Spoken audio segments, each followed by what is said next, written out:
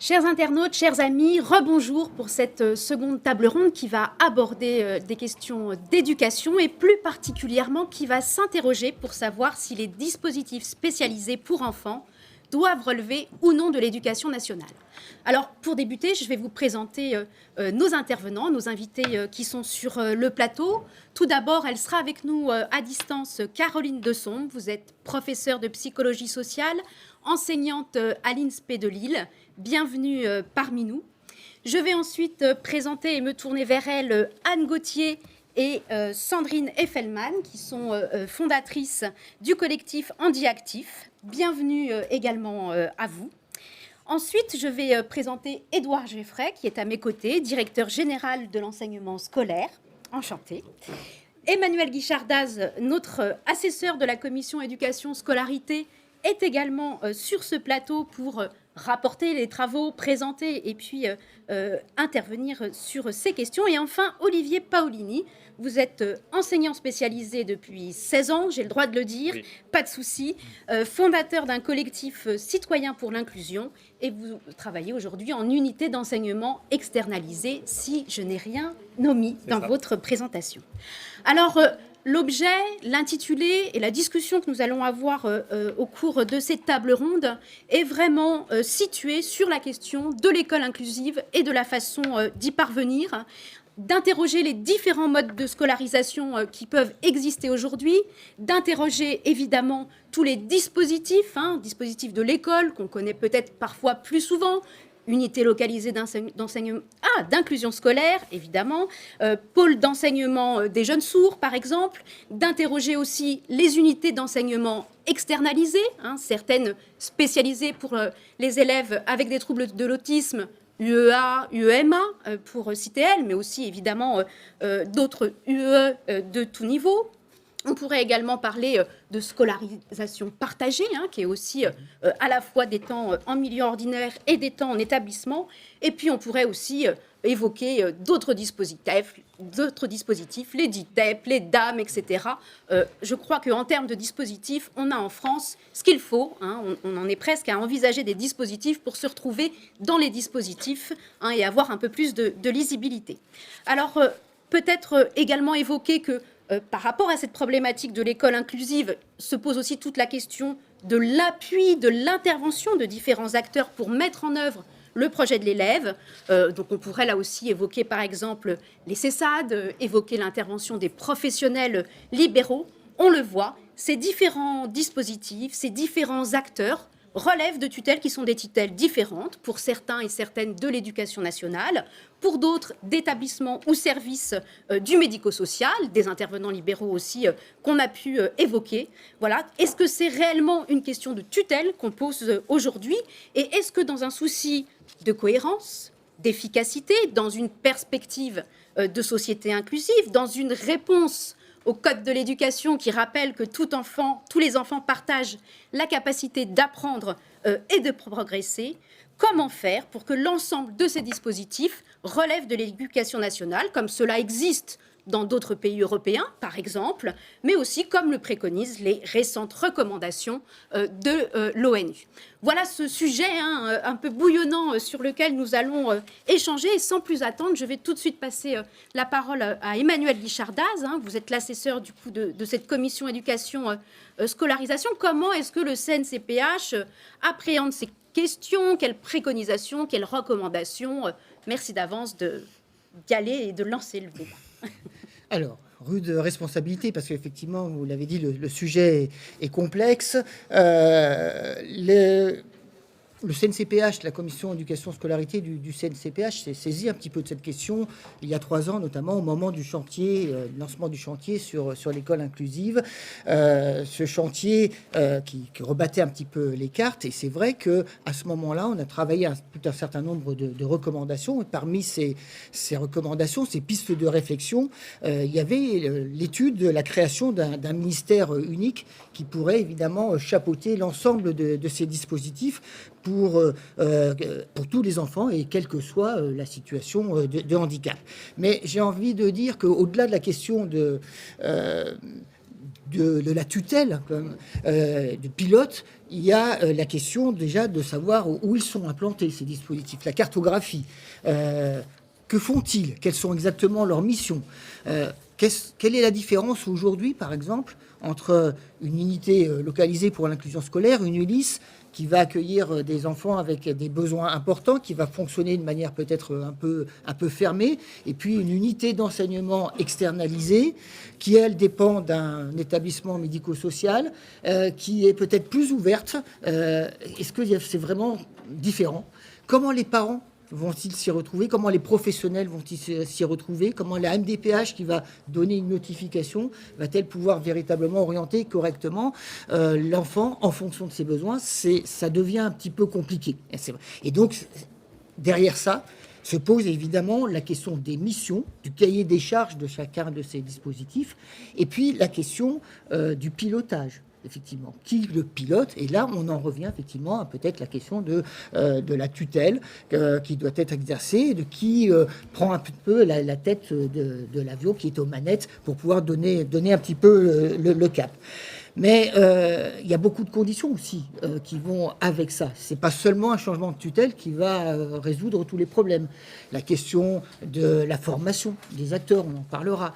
La question des partenariats. Nous pensons par exemple à la commission d'éducation scolarité qu'il faut absolument renforcer le partenariat avec les familles. Nous pensons qu'il faut, comme ça se fait déjà dans certaines académies, parce que j'ai dit c'était des recommandations d'il y a 3 ans, il y a déjà un petit peu des progrès qui ont été faits, et c'est tant mieux, faire des coopérations des partenariats entre les rectorats et les agences régionales de santé. C'est absolument indispensable, se fixer un cahier des charges, se fixer des objectifs à moyen terme et les moyens d'y parvenir pour véritablement organiser un petit peu tout ça sur le terrain et au plus près du terrain. Véritablement qu'on puisse à chaque situation finalement trouver une solution. Et pour peut-être terminer ce premier propos, je dirais qu'il y a une mise en musique de ces dispositifs qui doivent se faire au service du projet des jeunes, du projet de scolarisation. Et le projet du jeune, le projet de scolarisation ne doit pas être conditionné par l'existence ou les missions de tel ou tel dispositif. D'une certaine manière, je sais qu'on l'a dit dans un certain nombre d'associations, et c'est rappelé, c'est l'école qui doit s'adapter à la situation de l'élève, c'est l'école qui doit s'adapter au projet d'élève, c'est pas l'élève qui doit s'adapter aux conditions actuelles de l'école et de la scolarisation des jeunes en situation de handicap. C'est absolument fondamental. Merci. Je vais maintenant me tourner vers vous, les fondatrices d'HandiActif. À partir de ces premiers propos, quelles réactions vous pouvez avoir? À quoi ça vous fait penser? Quelles propositions? Quel état des lieux aussi avez-vous pu travailler? On a déjà parlé du coup formation, partenariat, la question des territoires aussi de façon très forte et d'une forme de mise en musique. Voilà, je vous laisse la partition.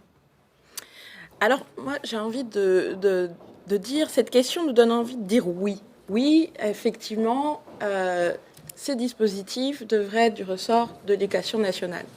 Malheureusement, aujourd'hui, cette question, elle nous fait peur. Elle nous fait même très peur. Pourquoi? Parce qu'aujourd'hui, quand on est un parent qui sait que son enfant en situation de handicap va rentrer à l'école, il y a plein de questions qui rentrent en jeu. Il est perdu, il est loin d'être assuré. Vous l'avez dit tout à l'heure, les dispositifs sont nombreux, peu connus aussi, difficile de s'y retrouver. Aura-t-il sa place? L'école mettra-t-elle vraiment les moyens pour l'accueillir au mieux sur le terrain? Ai-je raison d'y croire? Puisque tout le monde me dit mais pourquoi tu te casses la tête? Mets-le dans un établissement. Vais-je devoir me battre pour faire valoir ses droits comme je peux le voir dans tous les médias? Son besoin d'apprendre va-t-il vraiment être reconnu? Est-ce que nous savons tous que ces peurs, là, elles sont légitimes aujourd'hui. Ce ne sont pas que des peurs, ce sont des réalités. Et là, moi, je vous parle de familles qui savent déjà que leur enfant est en situation de handicap. Donc, qu'en est-il lorsqu'il y a en cours de route un accident, une difficulté? Voilà. Peut-on parler d'école de la confiance avec ce sentiment de peur que les familles ont aujourd'hui. Alors moi, j'ai envie de dire oui, ma fille est scolarisée, elle est en situation de polyhandicap, elle y prend plaisir, elle y prend beaucoup de plaisir. Malheureusement, moi, peut-être un peu moins. Donc je me raccroche énormément à son sourire. Mais le temps d'accueil des enfants, quand parlons-nous d'inclusion ? 30 minutes ? 1 heure ? Non, clairement pas. Les dispositifs manquent de moyens. On sait qu'il est difficile de recruter, que ce soit des AESH, que ce soit des enseignants. Les classes sont surchargées. À la rentrée, on ne sait même pas si l'enfant sera rattaché à telle ou telle classe. On ne connaît pas encore l'équipe éducative. L'équipe éducative ne sait même pas encore si l'enfant qu'elle va accueillir se sent ou non de l'accueillir. Il y a toutes ces questions qui rentrent en compte. Pour moi, fermer une classe alors qu'il y a des enfants en inclusion, ça, ce n'est pas possible. Ça entraîne des classes surchargées. L'architecture aussi. Est-ce qu'il va pouvoir aller aux toilettes ? Rien que cette question-là. Et puis, l'école, ce n'est pas que la classe. C'est la cour de récréation, la cantine, les sorties scolaires, la piscine, la natation. Je vous donne cet exemple parce que tout simplement, aujourd'hui, ma fille ne peut pas aller en natation, tout simplement parce qu'ils n'y ont pas pensé, ils n'ont pas anticipé. Ce problème d'anticipation, c'est bien de faire des dispositifs, mais il faut les penser, les réfléchir bien en amont. Et qu'en est-il aussi de ces professionnels qui sont absents ? Comment expliquer à un enfant qui a déjà des difficultés, qui a vraiment un grand besoin de rituel, aujourd'hui, ton professeur, il est absent, c'est un autre. Tout ça, ça nous pose question. Et aussi, les parents sont perdus. Ils sont vraiment perdus. Qui voir ? Les associations de parents d'élèves ? Oui, mais dans les associations de parents d'élèves, il n'y a pas de parents comme nous. C'est difficile. On ne se sent pas représenté. Donc, tout ça est complexe. Et moi, j'en finis, et je laisserai la parole à Anne. Il est important, je pense, de savoir que l'école doit prendre en compte tout ça, rassurer les familles. Et pour rassurer les familles, moi, je le dis, ce qui me rassure, c'est de pouvoir parler et échanger avec les enseignants, avec l'équipe éducative, avec l'enseignant référent, avec l'AESH. Et là, j'appuie très très fort avec l'AESH. On sait bien que non, on ne permet pas aux AESH de parler avec les familles. Et ça, c'est pas possible, parce que c'est quand même mon enfant, c'est quand même nos enfants, et on les laisse quasiment toute une journée, quand c'est possible, avec des personnes que l'on ne connaît pas. Voilà.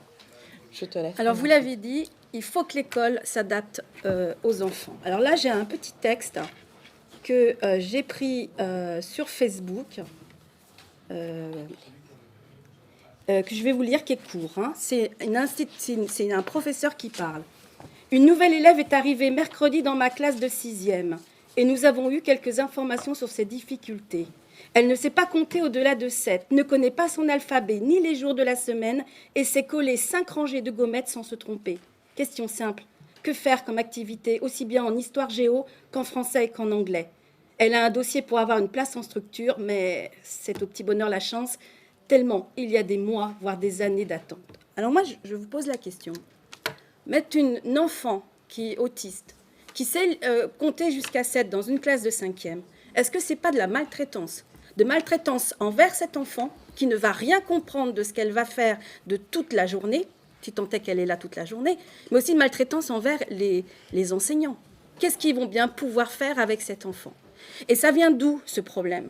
Ça vient de la satanée classe d'âge. C'est-à-dire qu'il faudrait quand même que pour que l'éducation nationale s'adapte à nos enfants, qu'ils comprennent que nos enfants qui ont 11, 12, 13, 14 ans ne peuvent pas aller dans les classes de 6e, 5e, 4e, 3e avec un niveau de fin de grande section de maternelle.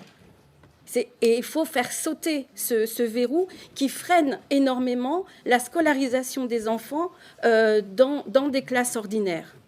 Je pense que c'est du ressort de l'éducation nationale de garantir de garantir les apprentissages, de donner assez d'heures d'apprentissage dans la semaine à tous ces enfants et d'adapter leur pédagogie à tous ces enfants. Ça, c'est très important. Il faudrait quand même que l'éducation nationale s'ouvre à des méthodes comme Montessori, comme Feuerstein, comme Upbringing, des méthodes dont nous savons, parents, qu'elles fonctionnent parce que nous organisons quelquefois des semaines qu'on appelle intensives avec ce genre de méthodes.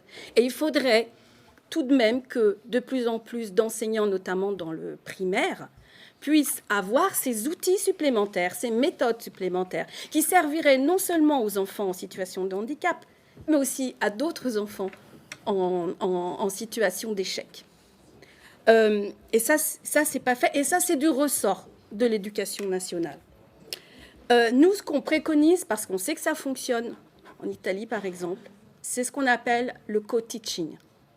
C'est-à-dire qu'il faut, quand il y a des enfants en situation de handicap dans une classe, qu'il y ait un professeur classique et un autre professeur qui soit formé sur les différents handicaps. Parce que ce n'est pas la même chose d'avoir dans sa classe un enfant autiste. Il y a aussi des degrés en situation d'autisme différents.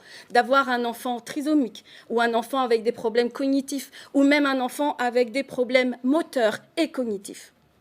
Donc il faut absolument que les enseignants savent à qui ils ont affaire pour pouvoir transmettre un savoir et ne pas, malgré eux, faire de la maltraitance.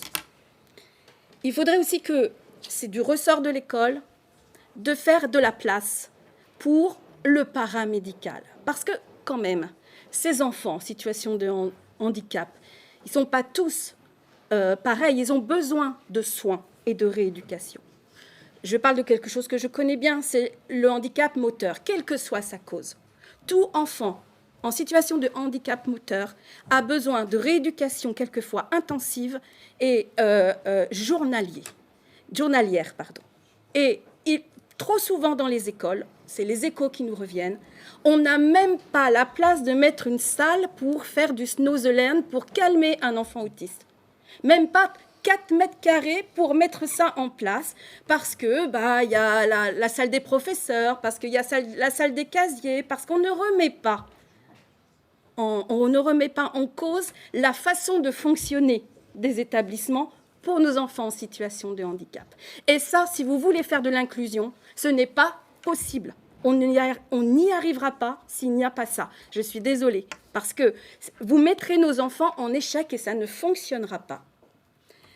Ensuite, on ne voudrait pas que les notifications de la MDPH, en revanche, soient du domaine de l'éducation nationale.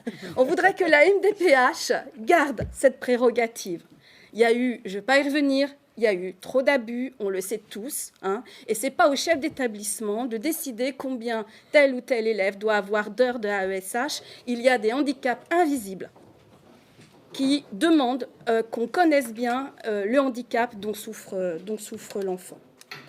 Et enfin, je voudrais aussi attirer votre attention sur ces enfants qu'on va mettre à l'école ordinaire, ou en cas de demi-journée dans les unités externalisées, ou dans les ULIS, mais ceux qui vont être dans les unités externalisées et dans l'école ordinaire. Il va falloir qu'ils courent sans arrêt derrière les autres. Vous savez ce que ça fait de courir un marathon sans arrêt ? D'être en randonnée parmi les derniers qui se fatiguent toujours et qui ne se reposent pas parce que les autres partent dès qu'ils arrivent. C'est ça que vont vivre nos enfants.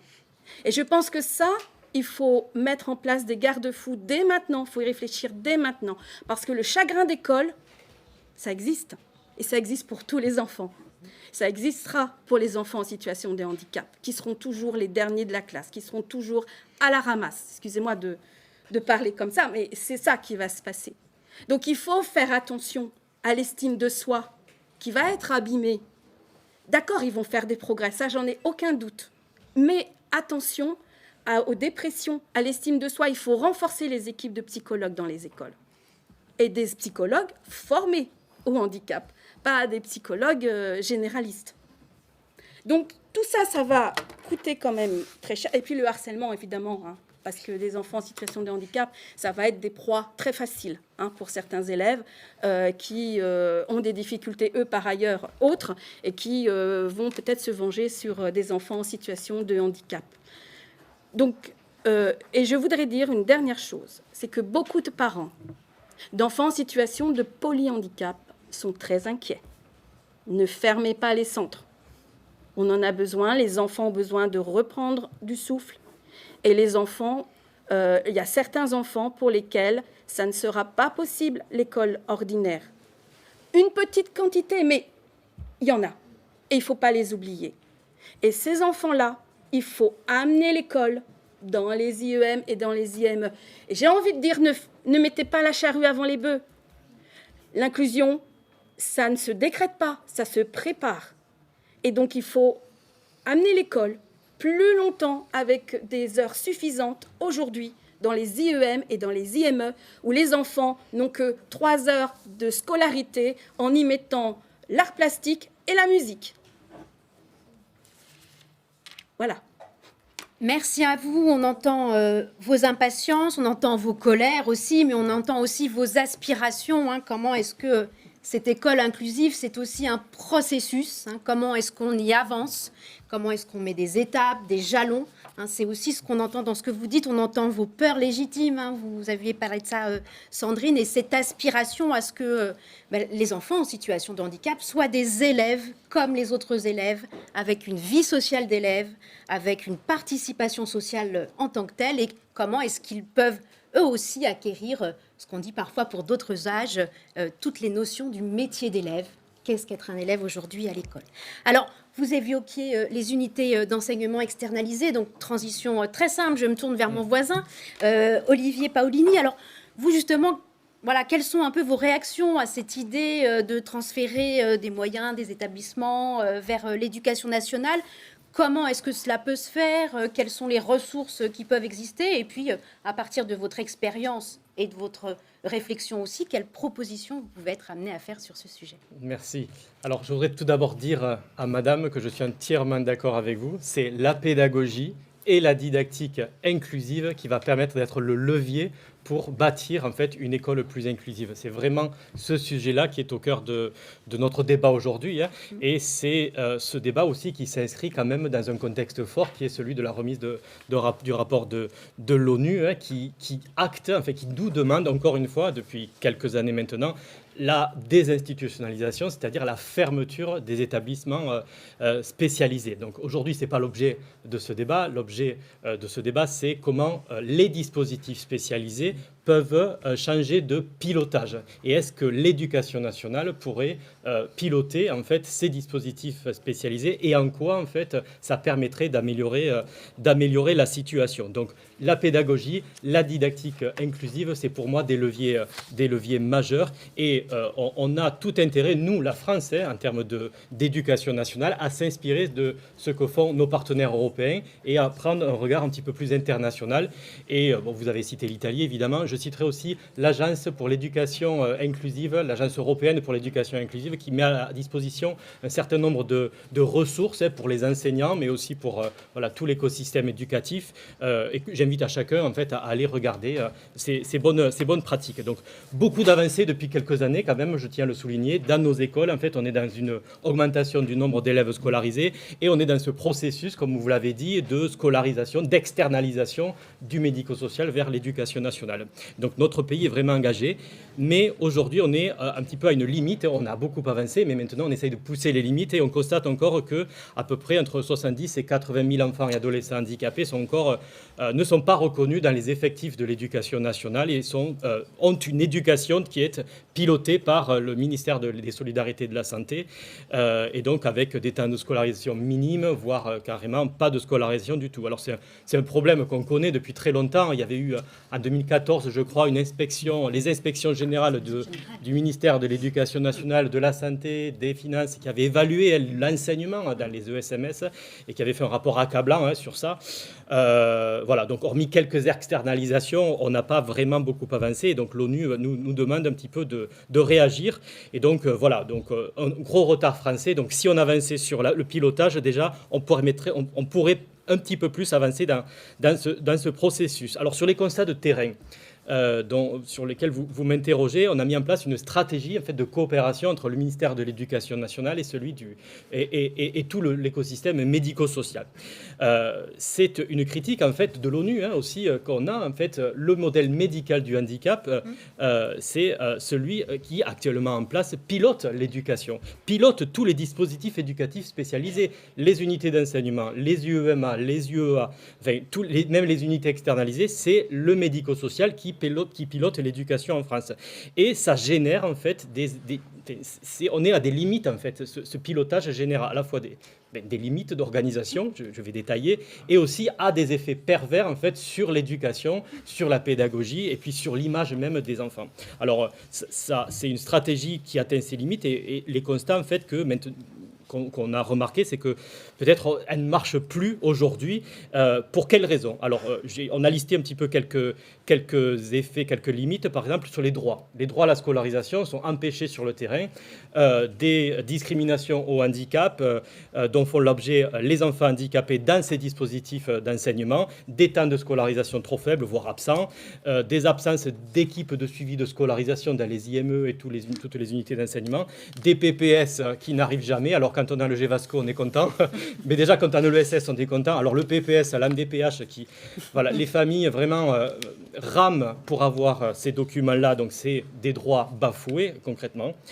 Cette stratégie de coopération du médico-social, en fait, aussi sur l'éducation nationale, elle induit une mauvaise représentation du handicap sur nos enfants en situation de handicap parce qu'elle contribue à donner une représentation erronée. En fait, ça envoie le signal que nos enfants ont besoin de soins. Les enfants autistes, les enfants trisomiques, tous les enfants en situation de handicap ont-ils besoin de soins? Non. C'est des enfants en situation de handicap, ils ne sont pas malades. C'est deux choses différentes. Et donc c'est malheureusement le signal qui est envoyé. Et donc tout en donnant l'influence, le pouvoir, le crédit au modèle médical et à ceux qui le gèrent, en fait, l'argent de la santé pour payer l'éducation, est-ce que c'est cohérent? En tout cas, moi je ne crois pas. On a donc... En donnant cet ascendant au médico-social, dans nos écoles, on a aussi dit sur les enseignants, on dit en creux, ce que vous avez souligné, on dit en creux l'incapacité des enseignants à agir par la pédagogie.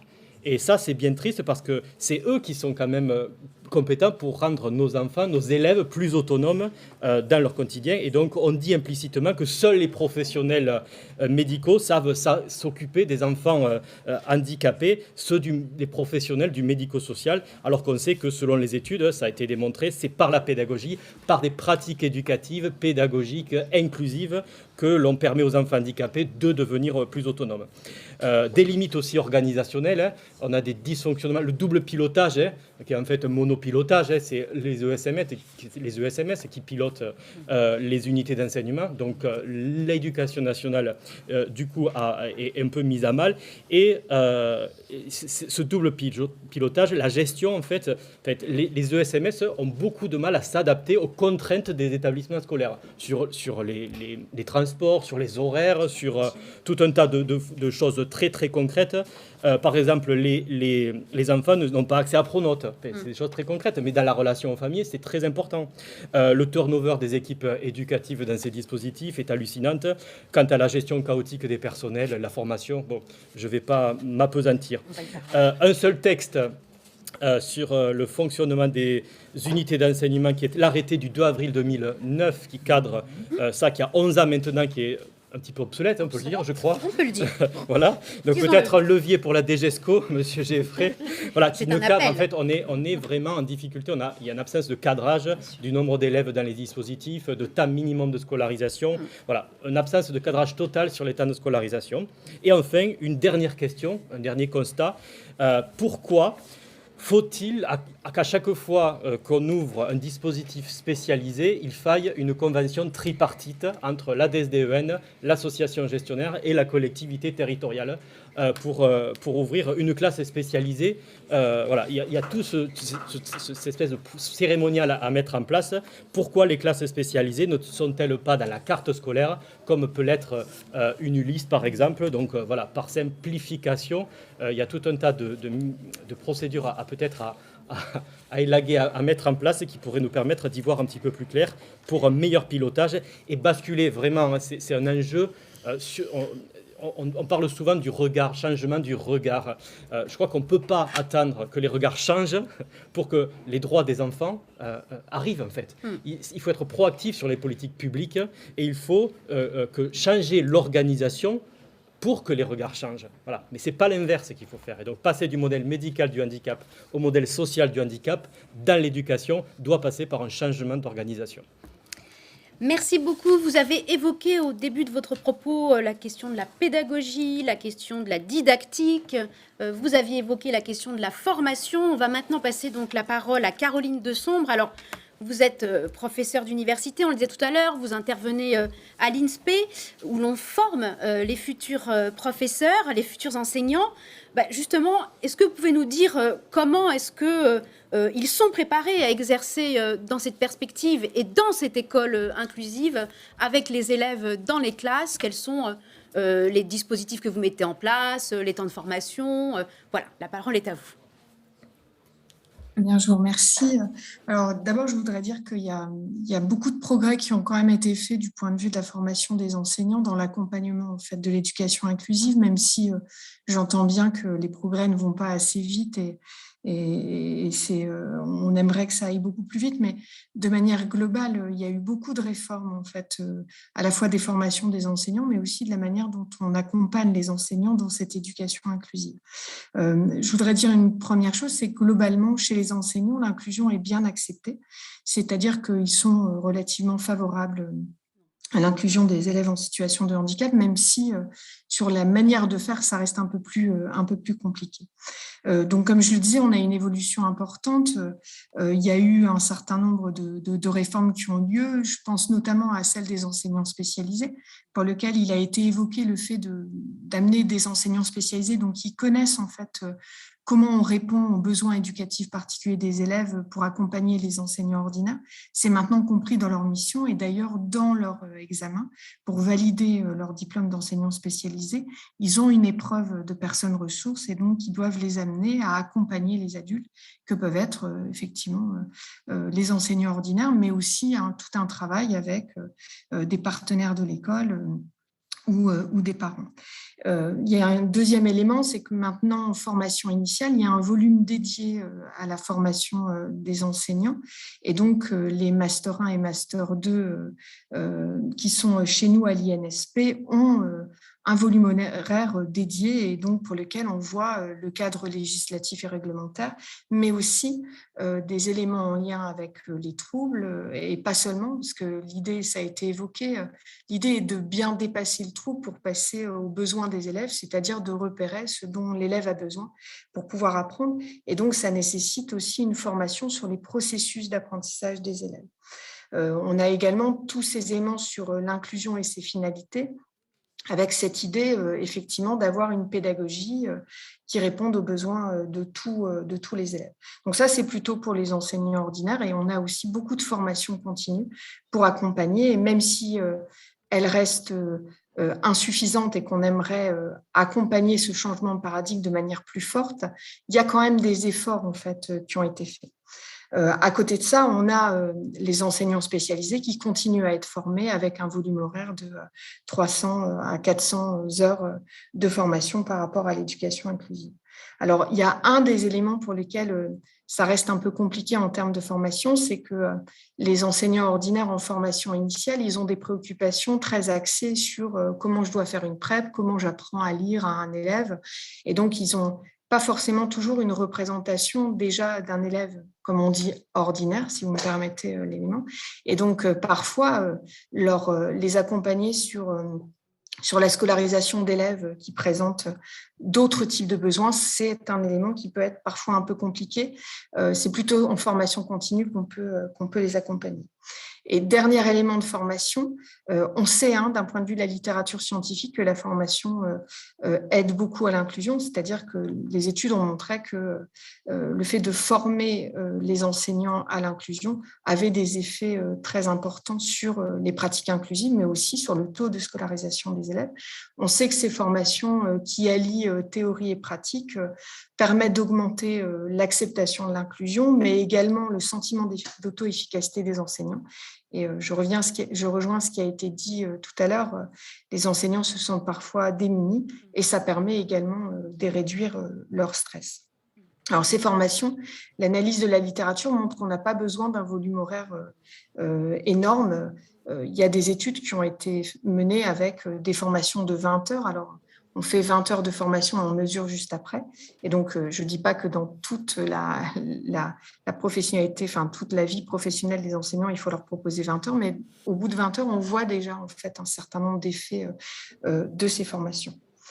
Voilà ce que je peux dire. Alors, peut-être juste un élément qui est un angle mort peut-être de nos formations et pour lesquelles on essaye de s'améliorer, c'est des formations interprofessionnelles pour lesquelles effectivement le travail de partenariat avec et notamment les personnels médico-éducatifs, il est tout à construire en fait. Et on commence à proposer justement dans les académies des formations interprofessionnelles qui accompagnent des enseignants et des personnels médico-éducatifs.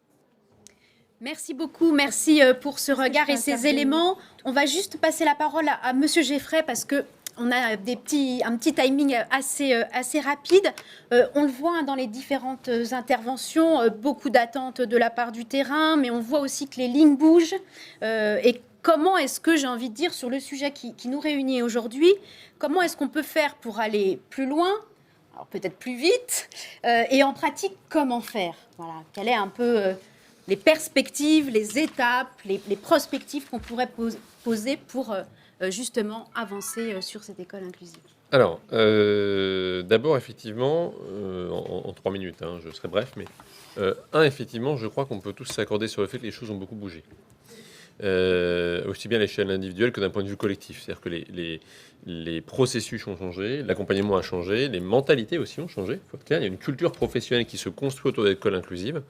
On vient d'évoquer la formation, c'est vraiment formation initiale, puisque maintenant tout le monde a une formation dans ce domaine, c'est vraiment formation continue, ça fait partie des priorités qu'on a fixées. Et cet enjeu de la formation, il est important, parce que tout à l'heure, on évoquait la relation avec la famille, on évoquait la pédagogie. Tous ces aspects-là, ils passent justement par cette prise de conscience très tôt dans la carrière, et même en fait avant le début de la carrière, du fait qu'aujourd'hui, ça fait partie du métier que de pouvoir justement avoir une école pleinement inclusive et d'avoir des enfants dans une classe qui vont avoir des besoins potentiellement très spécifiques auxquels il va falloir répondre. Ça, c'est le premier élément. Il est important parce qu'il conditionne aussi la compréhension des besoins. Ça a été dit tout à l'heure, mais il faut pouvoir comprendre de quoi l'enfant a besoin pour pouvoir apporter une réponse qui soit la plus adaptée possible. Alors après, il y a l'autre question, qui est la question que vous avez posée au début, qui était celle qui nous réunissait, c'est-à-dire finalement, comment renforcer ou améliorer la coordination entre, on va dire, l'univers médico-social et l'univers éducatif. Alors là-dessus, on a des choses intéressantes qui se passent. D'abord, je rappelle, mais c'est important, le nombre d'enfants qui sont scolarisés aujourd'hui en classe ordinaire a connu une progression quand même assez fulgurante, puisqu'au total, il a été multiplié par plus de 3 en 5 ans. Mais, et ça m'intéresse moi encore plus, par plus de 6 dans le second degré. Or ça, c'est vraiment nouveau. C'est-à-dire qu'aujourd'hui, le second degré a rattrapé le premier degré. Donc ça veut dire qu'en fait, en termes de scolarisation au niveau du primaire des enfants en situation de handicap, les choses se passent suffisamment bien pour que dans le second degré, il se passe quelque chose. Et comme je vois qu'on me fait signe, je vais aller très vite. Mais deuxième élément qui est important, donc du coup, c'est qu'est-ce qui se passe pour les enfants qui sont, entre guillemets, à cheval sur le médico-social et le scolaire.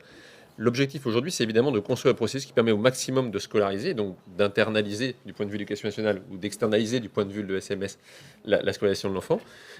C'est un parcours, c'est-à-dire que il ne faut jamais oublier ça aussi, c'est un processus, c'est-à-dire qu'au début, peut-être l'école va devoir aller dans l'établissement, mais elle va aller dans l'établissement pour qu'un jour, l'enfant puisse aller à l'école et pour que, venant à l'école, il puisse pleinement y trouver sa place. Donc voilà, on n'a pas beaucoup de temps pour creuser, mais c'est bien la trajectoire. Et par rapport aux questions qui ont été évoquées par les uns et par les autres, notamment par M. Pavini, il y a plusieurs sujets qui sont actuellement sur la table, encore aux discussions.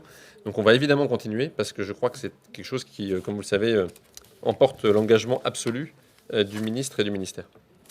Écoutez, merci à tous et toutes, à chacun et à chacune pour vos interventions. Je pense que ce débat, il est dans le débat plus général, puisque c'est un débat de société qui existe, que c'était un premier rendez-vous qu'il nous semblait important de pouvoir poser ensemble avec un premier tour de table. L'enjeu, c'est bien évidemment de ne pas s'arrêter ici et de pouvoir poursuivre. Alors, avant peut-être les 3e universités d'été du CNCPH, tant qu'on y est, soyons fous, mais aussi parce que je sais qu'il y a peut-être des perspectives sur ce sujet en termes de débat, d'initiatives qui pourraient être prises dans les semaines et les mois qui viennent. Un grand merci à tous et toutes. Je sais que les débats de table ronde sont parfois un peu frustrants parce qu'on aimerait parler plus, pouvoir s'interpeller, échanger, etc. Ce n'est que partie remise. En tout cas, encore merci à chacun et chacune de votre présence. Merci. Merci à vous. Merci. Et je vous invite à rester avec nous pour la séquence suivante, puisque nous allons accueillir la ministre Sophie Cluzel pour un temps d'échange en ces fins d'université d'été qui se déroulent en automne.